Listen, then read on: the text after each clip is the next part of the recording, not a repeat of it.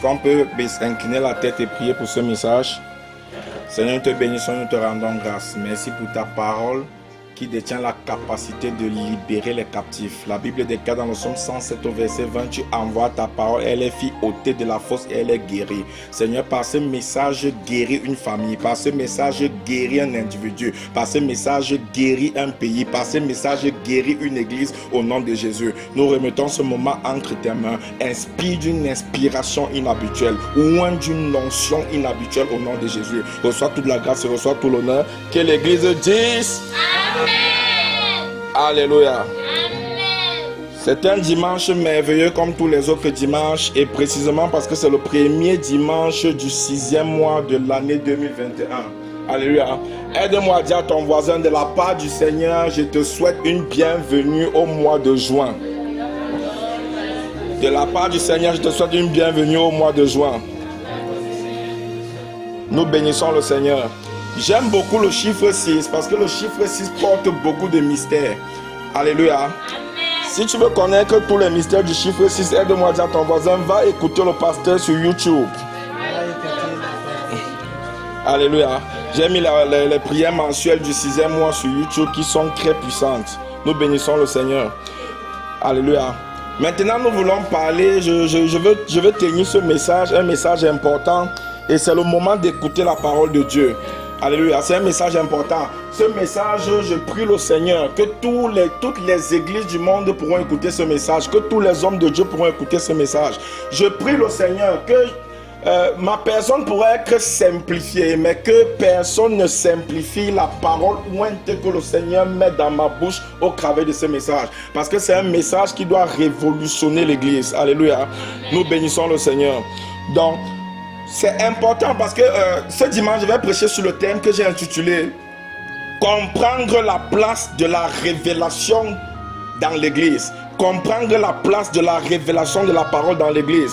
Nous avons atteint une génération où la plupart des églises ont tout, mais sauf la révélation de la parole. C'est comme si la révélation de la parole avait disparu. Et il y a lieu de se poser la question, où est passée la révélation de la parole de Dieu? Les gens sont dans les églises, il n'y a pas de vie changée, il n'y a pas de vie transformée. C'est la même routine, les mêmes messages, le même système. Il y a lieu de se poser la question, où est passée la révélation de la parole de Dieu dans l'église? C'est très important. Ma Bible déclare dans Habakkuk 2 verset 14. Habakkuk 2 verset 14. La Bible dit, car la gloire de la connaissance de l'Éternel remplira la terre comme les eaux couvrent la mer. Comme les eaux couvrent la mer. Mais la question à se poser, c'est que la terre ne verra jamais la gloire de la connaissance de l'Éternel si l'église elle-même est vide de cette connaissance. Parce que l'église est chargée, a la responsabilité de faire connaître cette gloire et cette connaissance à la terre. L'église a la responsabilité de faire connaître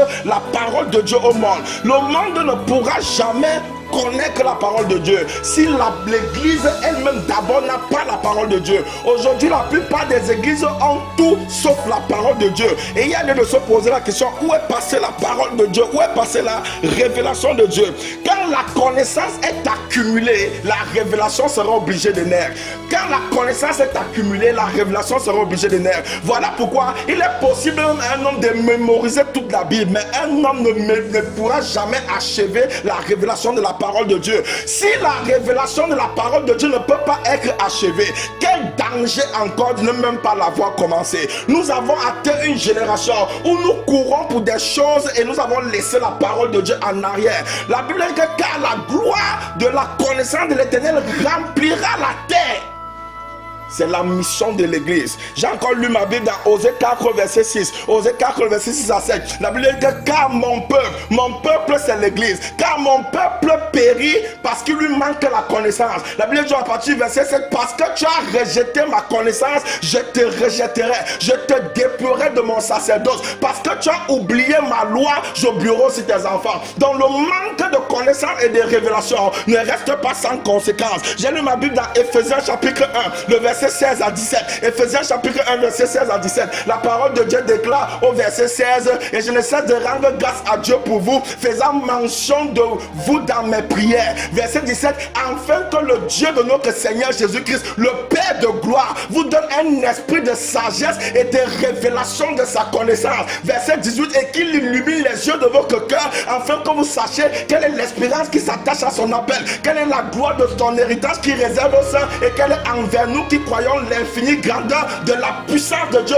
se manifestant avec efficacité par la vertu de sa force. Donc Paul mentionne trois choses ici. Au verset 16, il parle de la révélation. Au verset 17, il parle de l'illumination. Au verset 18, il parle de la puissance. Donc la révélation est ce qui introduit dans l'illumination. Et l'illumination est ce qui manifeste, est ce qui sait manifester la puissance. Il n'y a jamais de puissance sans illumination. Il n'y a jamais d'illumination sans révélation. Montre-moi une église puissante, je te montrerai une église qui est illuminée. Montre-moi une église illuminée, je te montrerai une église qui a la révélation. Nous avons besoin de la révélation de la parole de Dieu. Toute église où la révélation est en manque est une église où les catastrophes ne seront pas en manque. Toute église où la révélation est en manque est une église où Dieu sera obligé de manquer. C'est seulement le manque de révélation qui saura toujours comment engendrer, enclencher et engendrer le manque de révolution. Il n'y a jamais de révolution là où il n'y a pas d'abord la révélation. Je prie sur cet hôtel ce dimanche au nom de celui qui m'a appelé qu'à partir de maintenant les églises vont porter le feu au nom de Jésus. Je prie qu'à partir de maintenant la révélation va augmenter dans les églises au nom de Jésus. Je prie que l'église catholique sera en feu. Je prie que l'église pentecôtiste sera en feu. Je prie que l'église protestante sera en feu. Je prie que l'église luthérienne sera en feu. Je prie que la pleine évangile sera en feu. Je prie que toutes les églises vont porter le feu au nom de Jésus. Nous avons cette responsabilité de porter le feu et de porter la révélation de la parole. Quelqu'un me dit amen. Amen. Si ton amen est brutal, ton miracle sera vital. Amen. Alléluia. Si ton amen est violent, ton miracle sera brutal. Amen. Je vais m'appesantir sur deux textes pour cette prédication. Deux textes pour cette prédication. Ésaïe chapitre 6. Ésaïe chapitre 6, le verset 1 et le verset 8. Ésaïe chapitre 6, le verset 1 et le verset 8. Le verset 1 dit: l'année de la mort du roi Osias, je vis le Seigneur assis sur un trône très élevé, et les pans de sa robe remplissaient le temple. Le verset 8, le verset 8, le verset 8 déclare: j'entendis la voix du Seigneur disant: qui enverrai-je et qui marchera pour nous? Je répondis: me voici, envoie-moi. Me voici, envoie-moi.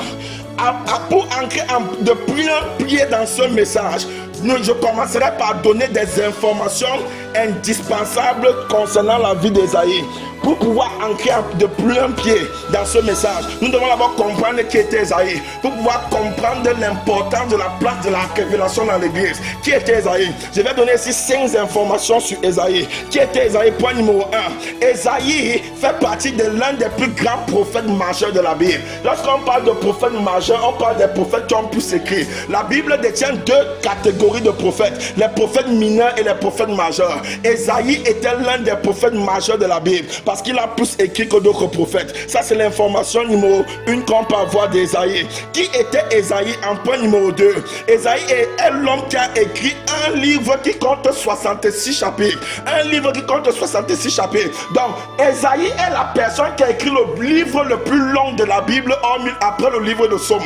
Somme a 150 chapitres, mais a été écrit par plusieurs personnes. Somme a été écrit par Moïse, Somme a été écrit par David, et Somme a été encore écrit par une ou deux personnes. Mais Ésaïe à lui seul a écrit un livre qui a porté 66 chapitres. Le livre d'Ésaïe est le livre le plus long de la Bible après le livre de Somme. Ça veut dire que c'est quelqu'un qui a eu une expérience. C'est quelqu'un qui a eu quelque chose à connaître. C'est quelqu'un qui n'était pas ordinaire. Pour qu'un homme puisse s'asseoir et qu'il y ait un livre qui porte 66 chapitres, c'est un homme qui avait à dire. Qui était Ésaïe? En point numéro 3, Ésaïe est celui qui a eu une fin rose mais un commencement commencement obscur, un commencement noir. De Ésaïe 1 à Ésaïe 5, Ésaïe était environné, Ésaïe était submergé dans sa vie par des interrogations. Ésaïe avait des problèmes dont il n'avait pas les solutions. Ésaïe faisait face aux questions dont il n'avait pas de réponse. Sa vie était environnée des points d'interrogation.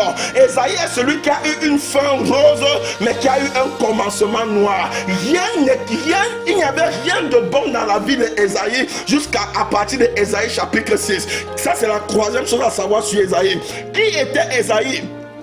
En point numéro 4, qui était Ésaïe? Ésaïe était celui qui, par sa révélation profonde, a donné des informations capitales et indispensables en son temps sur le Messie. Ésaïe était celui qui, par son degré de révélation considérable, était capable de donner des informations capitales sur le Messie qui était Jésus. Par exemple, dans Ésaïe chapitre 9, le verset 1 à 5, la Bible dit que le peuple qui marche dans les ténèbres voit une grande lumière. Sur ceux qui habitent l'ombre du pays de la mort, une lumière resplendit. Tu rends le peuple nombreux, tu lui accordes des grandes joies. Il se réjouit devant toi comme on se réjouit au jour de la moisson. Comme on pousse des cris de partage au jour du butin. Car le bâton qui frappait son dos la veille de celui qui l'opprimait, tu les brises comme au jour de la journée de Madja. Car toutes chaussures qu'on porte dans la mêlée et tout vêtement guerrier roulé dans le sang seront jetés au feu pour être dévorés par les flammes. Car un enfant nous est né, un fils nous est donné, et la domination reposera sur ses épaules. On l'appellera l'admirable, le conseiller, le Dieu puissant, le Père éternel, le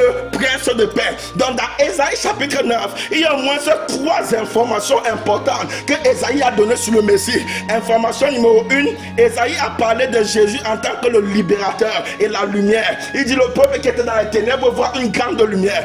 Il a parlé de Jésus en tant que le libérateur et la lumière. Et dans Jean chapitre 8 au verset 12, Jésus lui a déclaré: je suis la lumière du monde. Jésus a déclaré: je suis la lumière du monde. Dans cette prophétie s'est accomplie. Cette information s'est avérée juste. Deuxième information que Ésaïe a donnée dans Ésaïe chapitre 9 concernant le Messie. Il a parlé du Messie dans sa mission et dans sa fonction. Il a parlé du Messie dans sa mission et de la fonction de Jésus.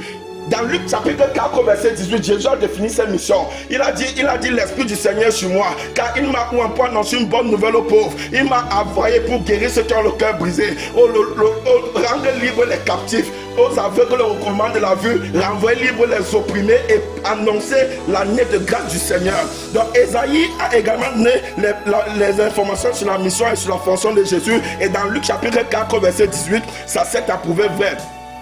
On trouve dans ce Luc 4 verset 18, 6 missions exactes que Jésus a données de sa venue.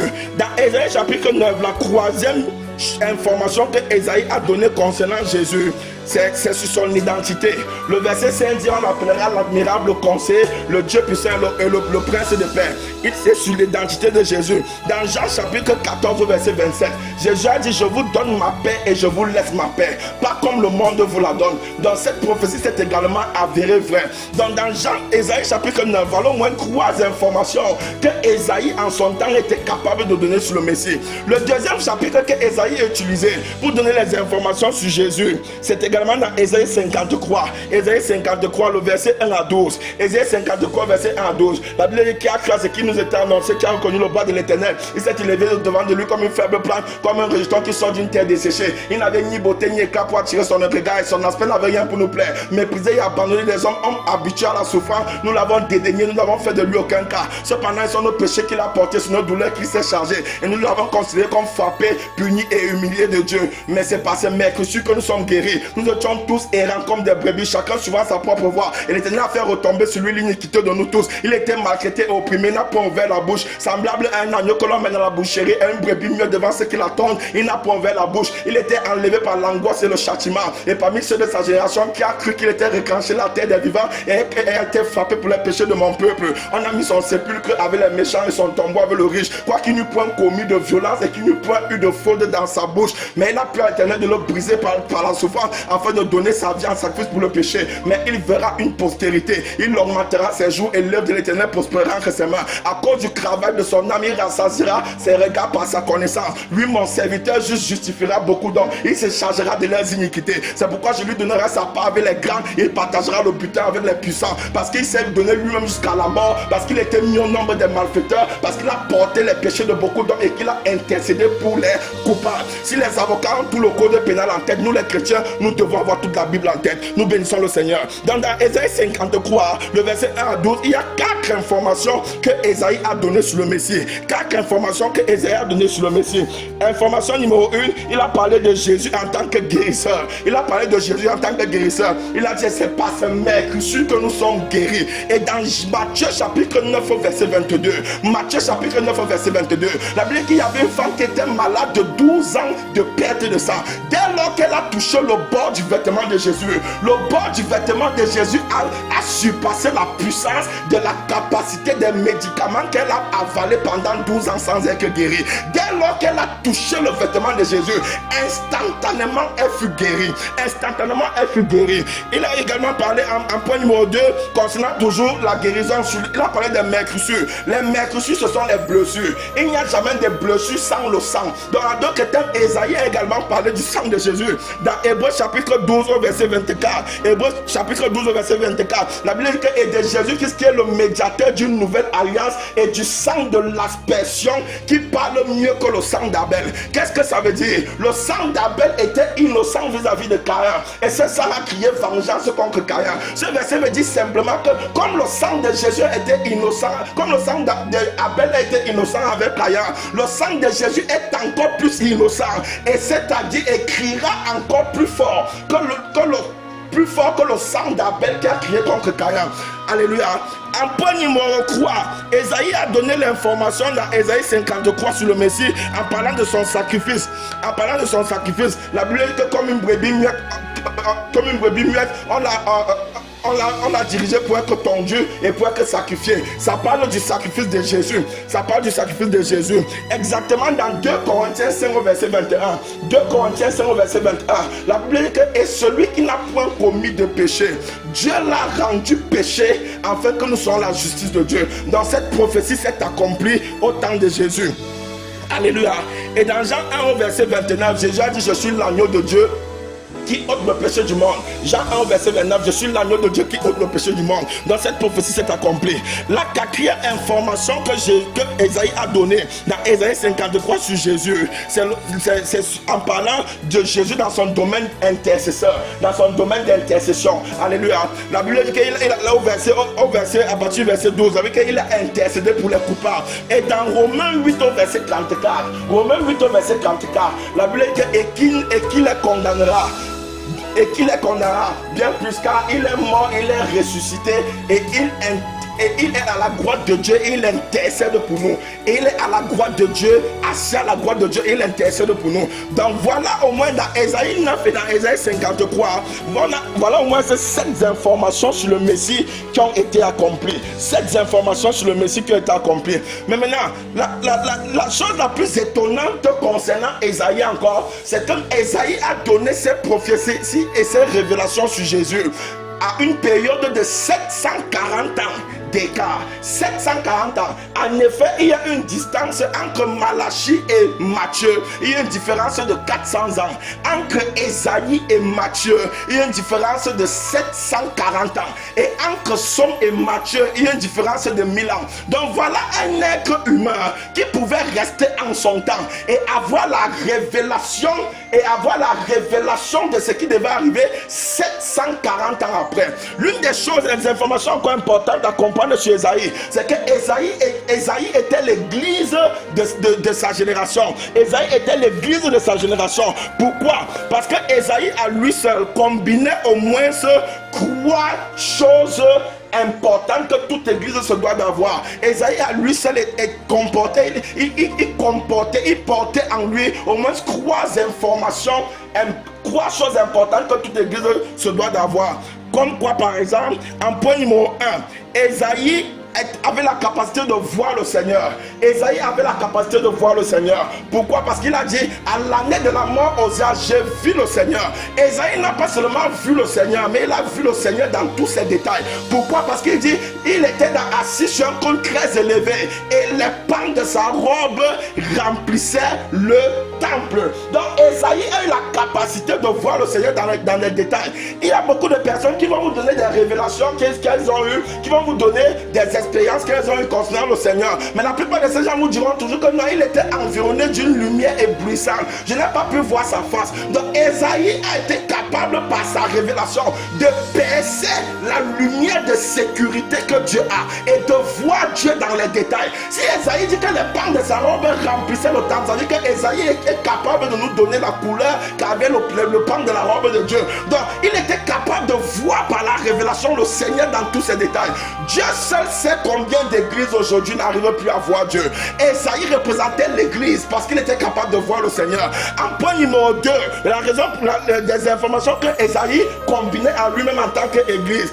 La Bible dit au verset 8 qu'il a accepté la mission de la mission du Seigneur. Au verset 8, la Bible dit que le Seigneur me parla et me dit, qui enverrai-je? La Bible dit que et je dis, envoie-moi. Donc Ésaïe a accepté la mission du Seigneur. La première responsabilité de toute église, c'est d'être capable de connaître, d'accepter et de faire la mission du Seigneur. Être capable de connaître, d'accepter et de faire la mission du Seigneur. Et ça, Ésaïe l'a fait. La troisième information qui représente Ésaïe en tant qu'église. Ésaïe dans son présent était capable de voir dans son futur. Ésaïe dans son présent était capable de voir dans son futur. Parce qu'il était capable de voir 740 ans après.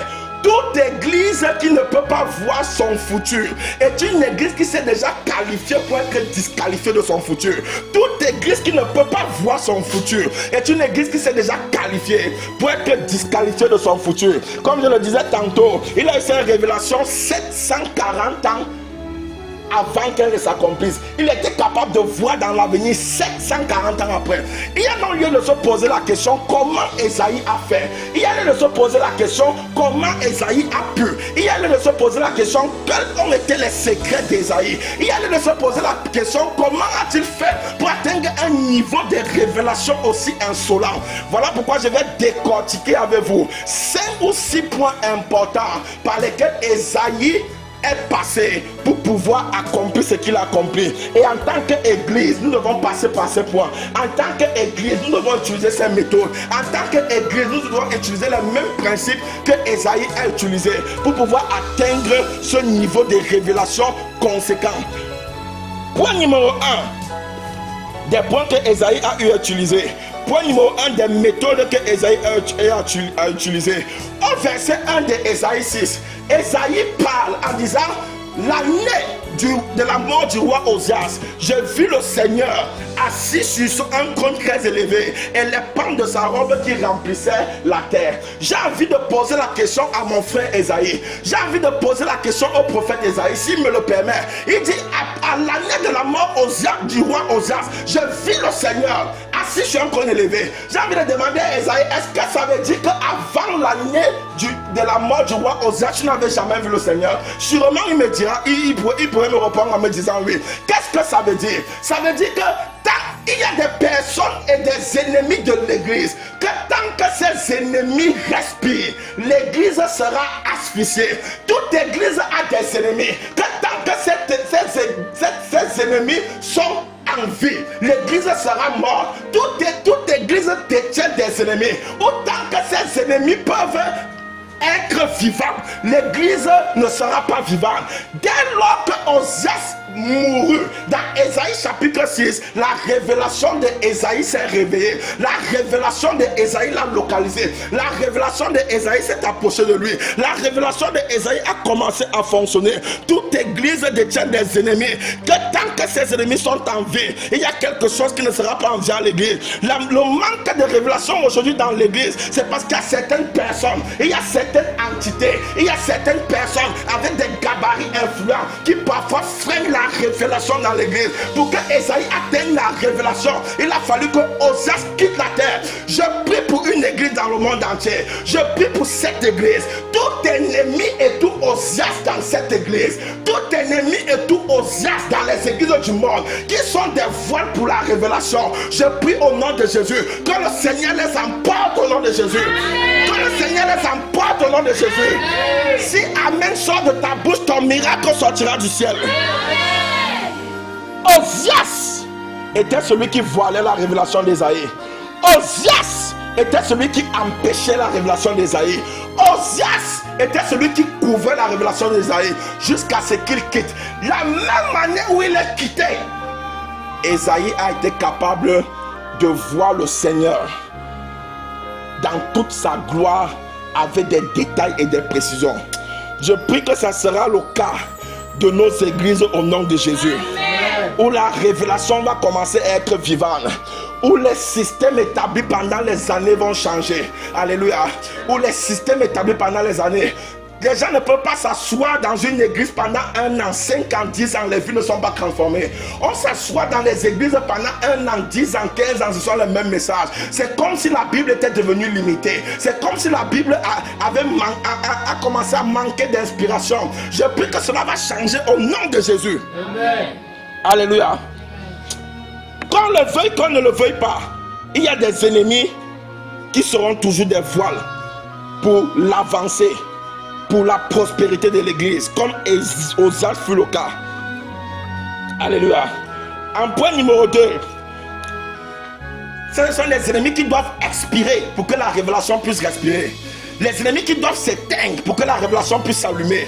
Les ennemis qui doivent disparaître pour que la révélation puisse apparaître. Les ennemis qui doivent partir pour que la révélation puisse venir. Les ennemis qui doivent être emportés pour que la révélation puisse porter l'église. Ils seront emportés au nom de Jésus. Amen. Ils seront éteints au nom de Jésus. Amen. Point numéro 2. De ce que Ozias a dû faire. Point numéro 2 de ce que Ozias a dû faire. De ce que Esaïe a dû faire. Pour que nous puissions, pour qu'il puisse atteindre un certain niveau de révélation considérable. Point numéro 2. Qui était Ozias? C'est important à savoir. Qui était Ozias? La Bible parle de Ozias en tant que roi. La Bible parle de Ozias en tant que roi. La Bible dit que dès la même année de la mort du roi Ozias, donc Ozias était roi. Ozias n'était pas roi par prétention. Ozias n'était pas roi par imagination. Ozias était un roi établi. Ozias était un roi visible. Donc il avait une place de choix. Donc Ozias était quelqu'un qui avait une certaine renommée. Il était le premier citoyen d'un royaume. Il avait une place considérable au travers de sa position. Au travers de sa position. Mais j'aime la Bible parce que la Bible dit que le roi mourut à la mort du roi Ozias. Et j'ai posé la question au Saint-Esprit, pourquoi il a fallu qu'on précise le roi Ozias? Dieu m'a fait comprendre que c'est pour faire comprendre aux gens, lorsque Dieu s'attaque contre un homme, peu importe la grandeur du titre de cet homme, son titre ne l'aidera pas dans le combat. Son titre ne l'aidera pas dans le combat avec Dieu. Donc, tu peux t'appeler Pharaon. J'ai foi et j'ai confiance en Dieu qui finira par te faire mourir dans la mer Rouge et ta chair sera mangée par les poissons. Tu peux t'appeler Hérode. J'ai foi et j'ai confiance en Dieu qui finira par te faire être bouffé par les vers comme dans Actes chapitre 12. Donc, Ozias est mort avec tout son argent. Ozias est mort avec toute sa réputation. Ozias est mort avec toute sa notoriété. Ozias est mort avec toutes ses capacités. Ozias est mort avec son titre. Je prie pour les églises du monde entier. Tout adversaire qui empêche à la révélation de la parole de grandir dans les églises, peu importe les titres, je prie que le cas d'Ozias sera leur cas au nom de Jésus. Peu importe leur position, je prie que le cas d'Ozias sera leur cas au nom de Jésus. Peu importe leur rang, je prie que leur cas sera le cas d'Ozias au nom de Jésus.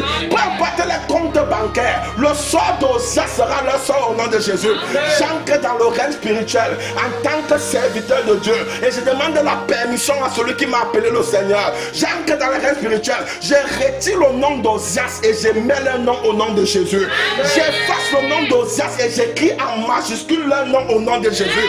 Je ne sais pas de quelle ethnie ils sont. Je ne sais pas de quelle nationalité ils sont. Je ne sais pas de quel pays ils sont. Je dis à partir de ce dimanche, toute personne personne qui voit l'avancement de l'église, toute personne qui voit la révélation de la parole, le sort d'Ozias sera le sort au nom de Jésus. Le roi Ozias mourut. Alléluia. Que quelqu'un me dise Amen. Amen. Il avait un tic. Vous savez, nous vivons dans une génération aujourd'hui où les gens peuvent tout faire pour le tic. Les gens peuvent tuer pour le tic. Et malheureusement, même dans l'église, cela est visé. Ou à cause du tic, quelqu'un peut t'empoisonner. À cause du tic, quelqu'un peut te faire des choses inimaginables. À cause du tic. Je n'ai rien contre le tic. Le tic est bien. Mais je le dis toujours et je le redirai encore ce matin.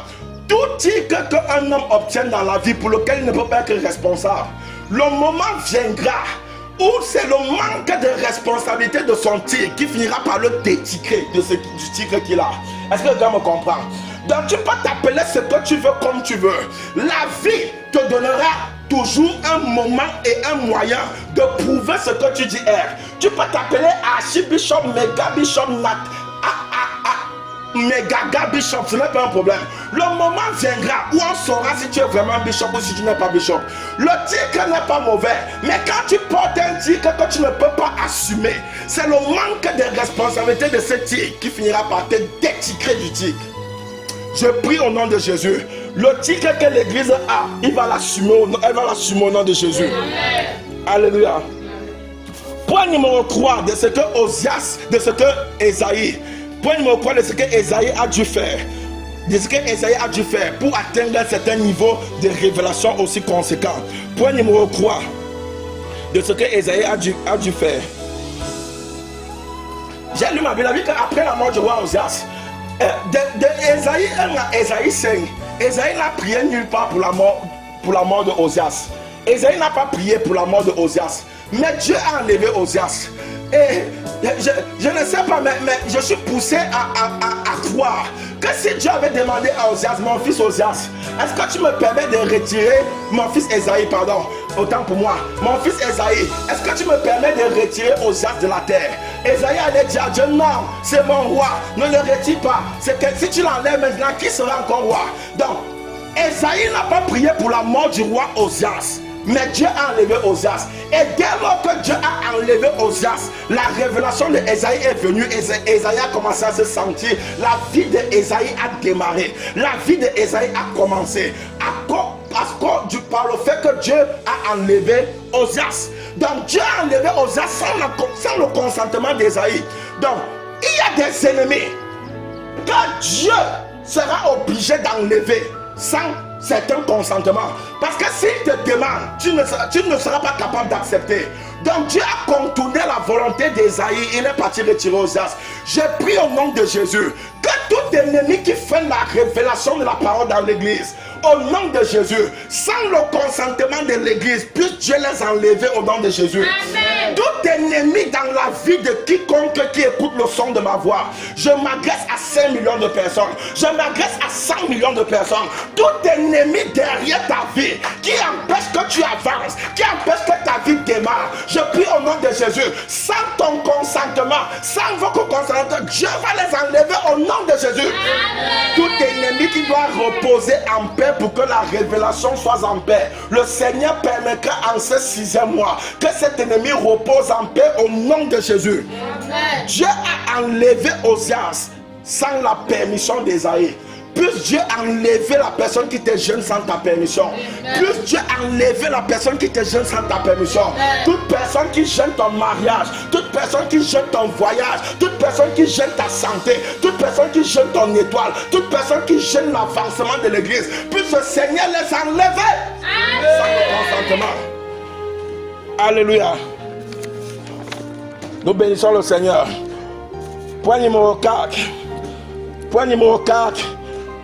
4e point à tirer comme leçon dans la vie d'Ésaïe. L'homme qui a une révélation de 740 ans. Point numéro 4.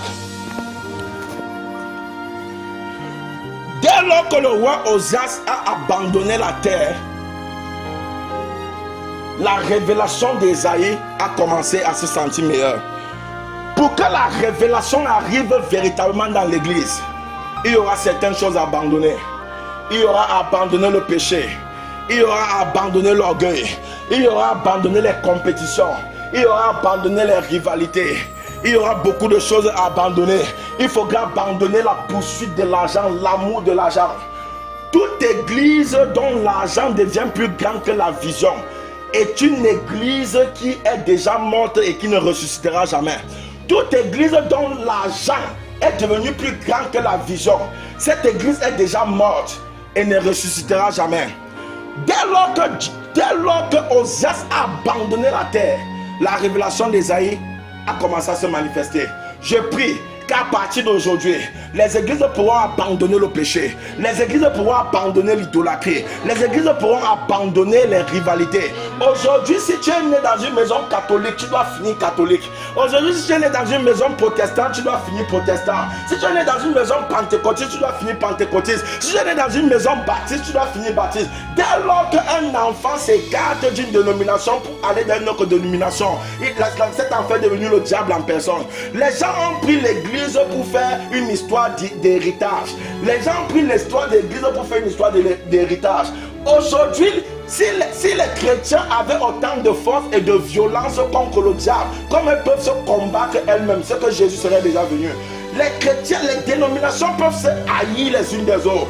Elles savent mal parler les unes des autres. Elles savent se critiquer les unes des autres. Nous avons tous un ennemi commun, le diable. Si nous réunissons le nombre de dénominations qu'il y a dans le monde face à un seul adversaire qui est le diable, mais depuis des années, on n'arrive pas à avoir l'emprise, à avoir la victoire sur le diable, parce qu'on passe son temps à se diviser au lieu d'être unis pour combattre le diable. Je prie au nom de Jésus, par la révélation, l'unité va venir dans l'église. Par la révélation, l'entente va venir dans l'église. Si tu es pentecôtiste et je suis luthérien, la seule condition c'est que nous devons être en feu. Si tu es catholique et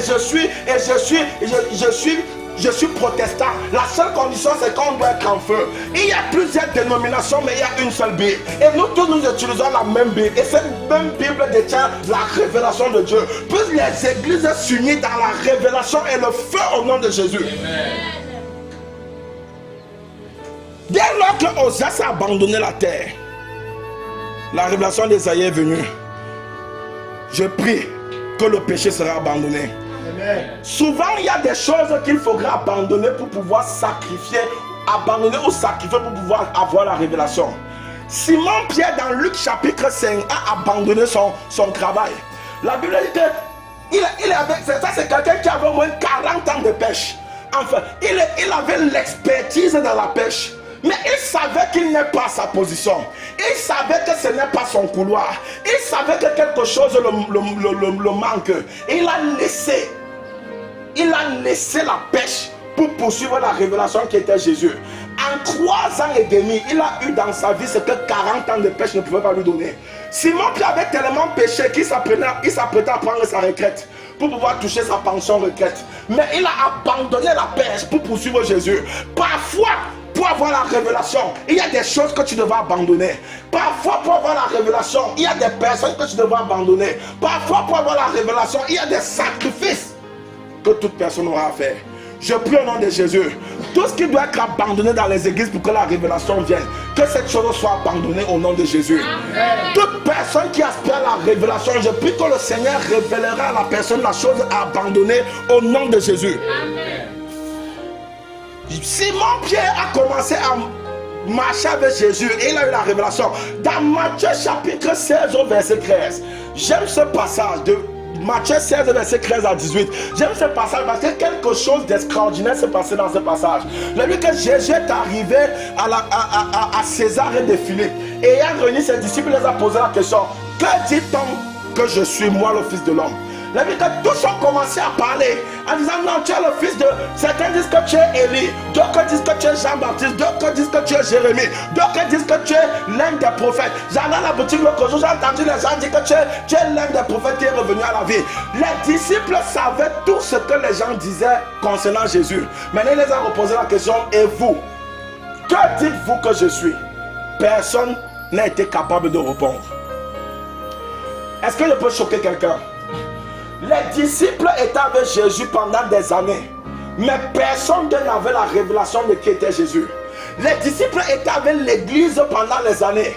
Mais dans l'église, mangeant avec l'église, priant avec l'église, causant avec l'église, ils étaient incapables de savoir qui était l'église. Parce que Jésus est l'église. Il le dit clairement dans Éphésiens chapitre 5 verset 23. Éphésiens chapitre 5 verset 23. Il dit, femmes, soyez soumises à vos maris comme au Seigneur.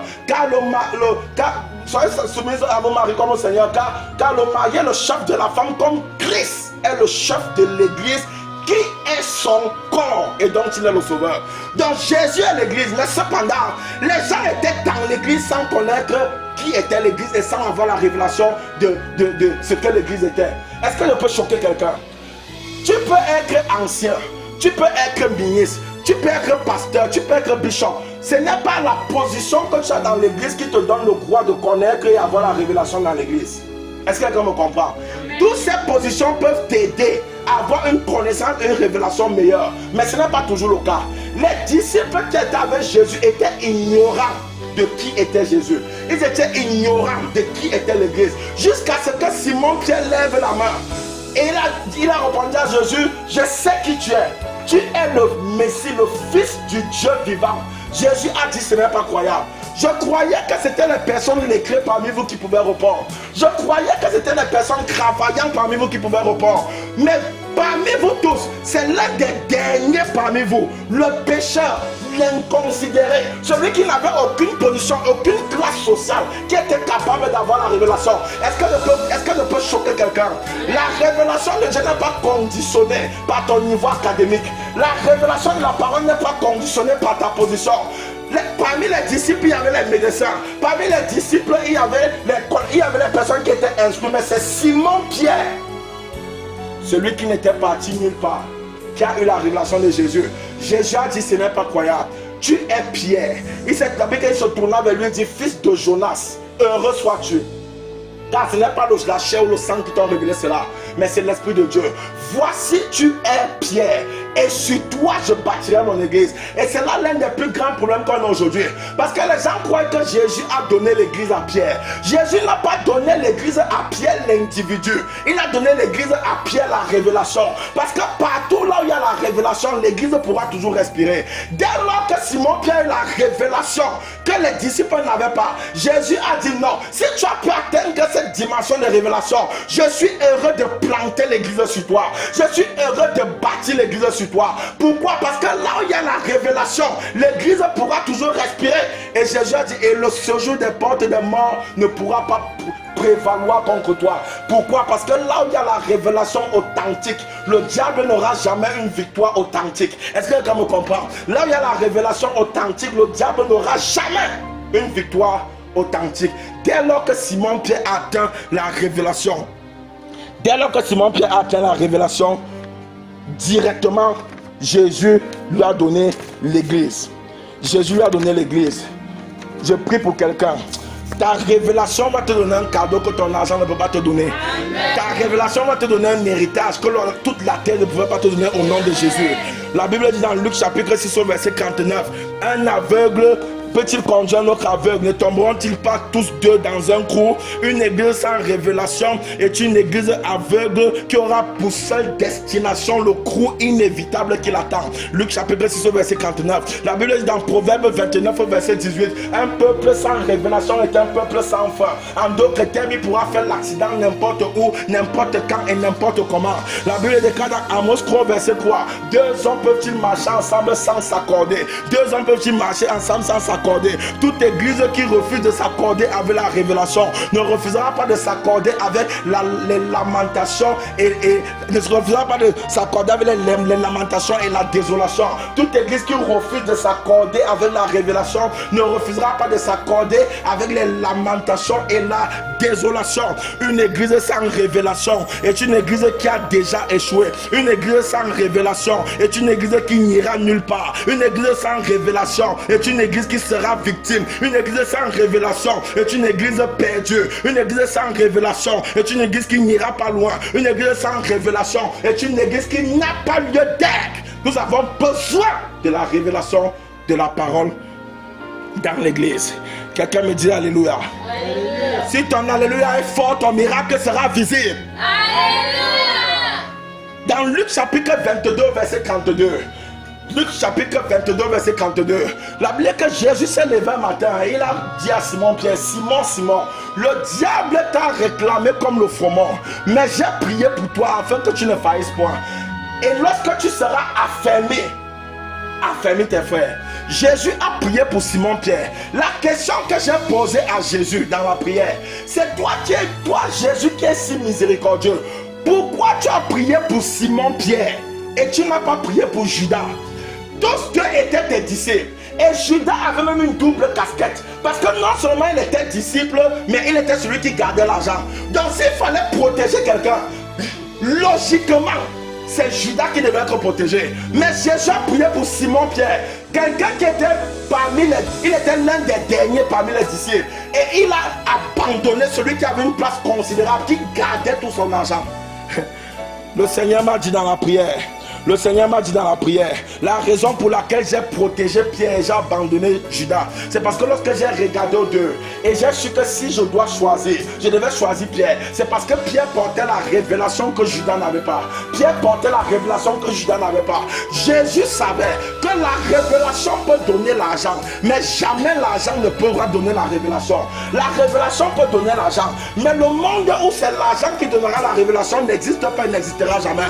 Donc Jésus a protégé Simon-Pierre à cause de la révélation que Simon-Pierre avait et il a abandonné Judas. Une église qui a la révélation est une église qui sera toujours protégée par Dieu. Une église qui a la révélation est une église que tôt ou tard ira loin. Une église qui a la révélation est une église qui sera toujours le choix de Dieu. Une église qui a la révélation est une église qui ne sera jamais abandonnée par Dieu. Je prie que les églises du monde vont porter la révélation. Amen. Au nom de Jésus. Dans Actes chapitre 2, le verset 7 en descendant, Actes chapitre 2, le verset 7 en descendant, dès lors que la révélation atteint sa maturité, la Bible dit que Simon-Pierre a commencé à parler aux docteurs de la loi et aux pharisiens. Et la Bible dit qu'ils étaient étonnés, ils étaient stupéfaits d'écouter Simon-Pierre qui parlait. Ils ont commencé à se poser les questions les uns les autres en disant, mais n'est-ce pas Simon-Pierre le pécheur? Est-ce qu'il était jumeau? Les gens ont dit non, il n'était pas jumeau. Mais ce n'est pas le Simon-Pierre qu'on a connu, celui qui passait le temps à ne même pas savoir parler le français. Il ne savait même pas s'exprimer. Il n'avait aucun langue, il ne connaissait rien faire. Comment est-ce qu'il peut nous parler avec une telle éloquence? Comment a-t-il fait pour devenir pédagogue? Comment a-t-il fait pour maîtriser la langue française comme il maîtrise déjà? Ils étaient étonnés de la manière que Simon-Pierre s'exprimait. Pourquoi? Parce que lorsque la révélation sort du ciel, elle ne peut pas être concrétisée par les hommes sur la terre. Simon-Pierre commençait à donner les paroles aux docteurs de la loi. Donc les docteurs de la loi devaient rentrer dans leur dictionnaire de docteurs pour essayer d'avoir l'explication de ce que celui qui n'avait jamais eu droit au dictionnaire leur disait. Ils ont commencé à retourner dans leur dictionnaire pour essayer d'examiner les paroles que Simon-Pierre disait. Parce que quand la révélation mûrit, le gouvernement ne peut pas la rejeter. Quand la révélation mûrit, même les ennemis l'acceptent. Quand la révélation mûrit, elle conditionne les gens à l'accepter. Je prie pour quelqu'un, je prie pour une église, je prie pour les différentes dénominations. Toute notre révélation imposer le respect dans le monde entier. Toute notre révélation conditionner les rois à nous accepter. Toute notre révélation conditionner les présidents à nous accepter. Toute notre révélation conditionner tous les gouvernements du monde à nous accepter au nom de Jésus. Amen. Les docteurs ont été impressionnés par Simon-Pierre. Je prie, je prophétise dans la vie de 2000 églises dans le monde qu'à partir de maintenant, notre révélation va étonner le monde. À partir de maintenant, l'église va étonner le monde au nom de Jésus. Amen. La révélation de Simon-Pierre a été acceptée par les personnes qui le combattaient. Ça, c'est ce que la révélation peut faire. Grand point numéro 6. Grand point numéro 6 de ce que Esaïe a dû faire pour atteindre un niveau de révélation aussi considérable. Grand point numéro 6. À savoir, dès lors que Osias est mort, dans Esaïe chapitre 1, le verset 8, la Bible dit que Dieu a donné à Esaïe une mission. Dieu a regardé sur la terre Il a parlé à Esaïe en disant, qui enverrai-je et qui parlera pour moi? Esaïe dit, me voici. Le rêve d'Esaïe s'est accompli. La passion d'Esaïe s'est accomplie. La destinée d'Esaïe s'est accomplie. La volonté d'Esaïe s'est accomplie. Et Dieu a donné à Esaïe son contrat. Au verset 8. Dieu a permis à Esaïe de signer son contrat. Le contrat qu'il avait longtemps attendu. De Esaïe à Esaïe chapitre 5. Il avait attendu ce contrat pendant longtemps. Dieu a donné à Esaïe son contrat. Et Esaïe a accepté le contrat de Dieu. Pourquoi? Parce que la véritable révélation est ce qui donne la véritable bénédiction. La véritable révélation de Dieu est ce qui donne la véritable bénédiction de Dieu. Dès lors que Esaïe a atteint la véritable révélation, il a eu la véritable bénédiction. Je prie pour les églises du monde. Dans la recherche de la révélation, puisse Dieu nous donner la véritable bénédiction au nom de Jésus. Amen. Puisse Dieu nous donner la véritable bénédiction au nom de Jésus. Dans Esaïe 1, Osas est mort. Dans Esaïe 6, Esaïe a signé le contrat. Je prie pour quelqu'un, je ne sais pas pour qui. Comme je donne ce message au 6e mois, je prie qu'au 8e mois, tu signes ton contrat au nom de Jésus. Je prie qu'au 8e mois, ta femme enfante au nom de Jésus. Je prie qu'au 8e mois, ta femme puisse concevoir au nom de Jésus. Je prie qu'au 8e mois, cette demande en mariage te parvienne au nom de Jésus. Je prie qu'au 8e mois, ton visa te soit donné au nom de Jésus. Je prie qu'au 8e mois, les médecins te diront négatif au nom de Jésus. Je prie qu'au 8e mois, tu verras la véritable bénédiction au nom de Jésus. Dans Esaïe 6 au verset 1, Osas est mort. Dans Esaïe 6 au verset 8, Esaïe a trouvé le travail. Je décrète dans ta vie, à partir du 8e mois, ta vie va être catapultée au nom de Jésus. À partir du 8e mois, ta vie va décoller au nom de Jésus. À partir du 8e mois, ta vie va prendre le vol au nom de Jésus. À partir du 8e mois, je vois ta vie démarrer au nom de Jésus. Nous bénissons le Seigneur. Incline la tête avec moi et prions. Alors que nous achevons ce message. Seigneur, merci pour ce message. Pour l'importance, comprendre la place de la révélation de la parole dans l'église. Nous te bénissons, Seigneur, pour l'inspiration. Nous te bénissons pour la révélation. Je prie que ce message rende ministère à des millions de personnes. Que ce message puisse rendre ministère à des millions de dénominations. Que ce message puisse rendre ministère à toutes les églises du monde entier. Que ce message puisse rendre ministère à tous les hommes de Dieu. Que ce message puisse rendre ministère à tout enfant de Dieu dans le monde. Au nom de Jésus. Merci, Seigneur, pour ta parole. Merci pour ce moment. Au nom de Jésus. Nous bénissons le Seigneur. Je suis le pasteur serviteur Gamini Jean-Paul. Heureux d'être un sacrifice pour votre bénédiction, car votre prospérité, c'est ce qui détermine mon témoignage. Dimanche prochain, je vous parlerai des 10 choses que l'on doit faire pour véritablement être humble. 10 choses à savoir et à faire pour véritablement être humble. Bonne semaine à tous, que Dieu vous bénisse. Ciao.